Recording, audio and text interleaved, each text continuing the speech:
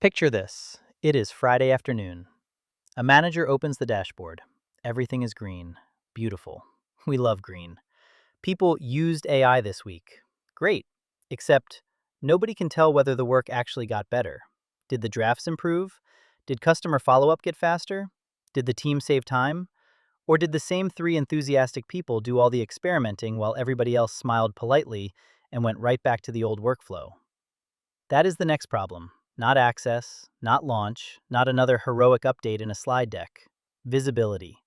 Because once AI starts showing up inside the tools people already live in, the hard part is not getting the feature turned on.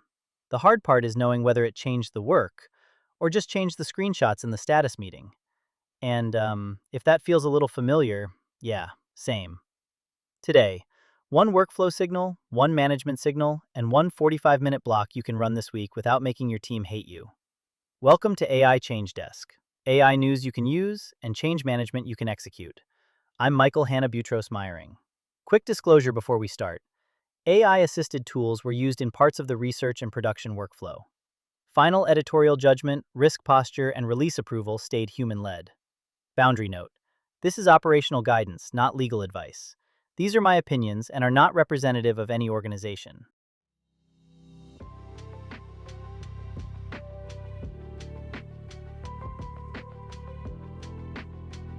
This is AI Change Desk. Thank you for choosing to tune in. Story 1. On March 13th, OpenAI's enterprise release notes showed ChatGPT moving further into the work itself, not just reading connected systems, writing into them. That includes write actions across connected Google surfaces like Gmail, Docs, Sheets, and Slides, and Microsoft surfaces like Outlook and Teams. And it is not just OpenAI. On March 9th, Microsoft said Copilot is moving deeper into Word, Excel, PowerPoint, Outlook, and chat-first workflows too. So the signal is broader than one vendor. The center of gravity is moving away from ask the AI in a separate window and toward the AI edits the work where the work already lives. That sounds small when you say it fast. It is not small. That is a management change. Three things change when that happens. First, adoption gets harder to fake and weirdly harder to see. It gets harder to fake because people either use the in-surface tools or they do not. But it also gets harder to see because the work still looks normal. It is still an email, still a spreadsheet, still a deck, still a support reply. You just may not know what part got faster, cleaner, or rerouted. Second, the risk shifts from copy-paste chaos to review drift. One upside of in-surface AI is less version sprawl. That part is real.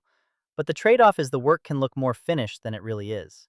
So the miss is not always some dramatic wrong answer. Sometimes it is just lower quality review because everybody sort of trusted the polish. And wow, that sentence came out more personally than I expected, but there we are. Third, the manager job changes. Now the question is not, did we train people on the tool? It is, which workflow changed and how would we know? That sounds obvious. A lot of expensive problems sound obvious right up until nobody writes down how they are checking them. So the operator line for story 1 is simple. The management problem is no longer whether AI arrives. It is that it arrives inside normal work before the organization updates its habits. Story 2. On March 20th, OpenAI updated workspace analytics for ChatGPT Enterprise and EDU. That adds an analytics viewer role, admin created surveys, and OpenAI created impact surveys starting March 31st. And on March 17th, OpenAI introduced an adoption news channel. That is interesting for one reason. The message is shifting. This is not just, here is a new feature.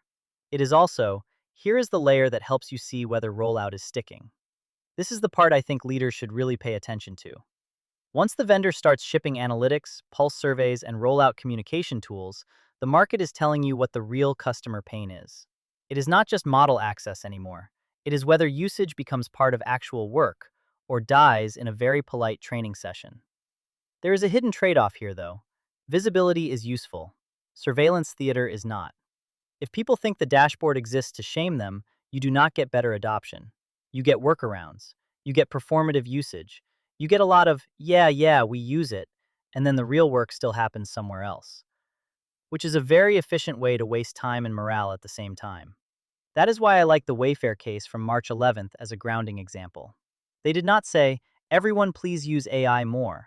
They embedded it into supplier support and catalog operations, corrected 2.5 million product tags, and automated 41,000 tickets per month. That is what real adoption looks like. One workflow, clear measurement, a visible business effect. So the lesson is not instrument every employee. Please do not hear that. The lesson is pick one workflow where better speed, better routing, or better quality would actually matter, and measure that honestly. Operator line for story 2. Do not confuse visibility with pressure. If the only thing the dashboard does is make people feel watched, the rollout will get faker, not better. So here's the move for this week. Run a 45-minute adoption visibility sweep before Friday. Minute 0 to 10. Pick one workflow where AI now touches live output.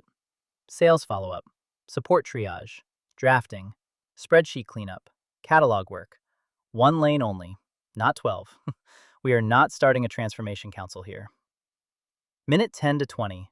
Name the artifact that matters. Email response, deck draft, ticket routing. Something a manager would actually care about if it got better, or worse. Minute 20 to 35. Track 3 signals only. Usage, outcome, friction. Usage. Are people actually using it? Outcome. Did the work get faster, cleaner, or more complete? Friction. Where are people bailing out, redoing the work, or quietly fixing things by hand? Minute 35 to 40. Ask one plain language question. Where did this help for real, and where is it still mostly cosmetic? That question is a lot more useful than pretending the dashboard tells the whole story. Minute 40 to 45. Make one Friday decision. Train, simplify, standardize.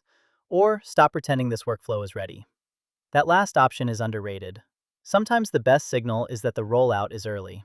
That is not failure, that is information. Mildly annoying information maybe, but still information. Episode 11 said AI is disappearing into the work surface.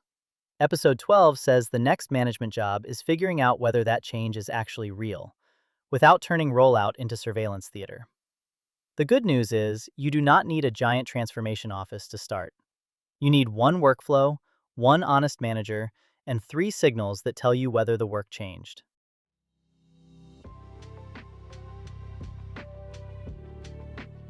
This is AI Change Desk. See you next time.